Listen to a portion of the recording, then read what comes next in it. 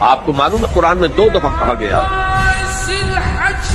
یوم یفر المرء من اخیہ وامہ وابیہ وصاحبتہ وبنیہ، جس دن بھاگے گا انسان اپنے بھائی سے بھی اور اپنی ماں سے بھی اور اپنے باپ سے بھی اور اپنی بیوی سے بھی اور اپنی اولاد سے بھی۔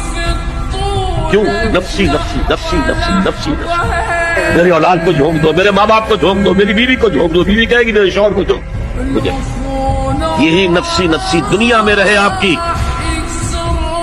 مجھے اپنے آپ کو بچانا ہے سب سے پہلے،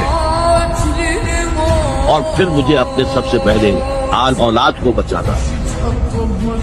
یا ایھا الذین آمنوا قوا انفسکم واہلیکم نارا، اے ایمان والو بچاؤ اپنے آپ کو اور اپنے اہل و عیال کو آگ سے۔ یہ کام ہے آپ کریں اور سمجھ لیں، نہ بیٹا کام آئے گا، نہ جورو کام آئے گی، نہ باپ کام آئے گا، نہ ماں کام، تمہارا اپنا عمل۔ اگر تم اس راستے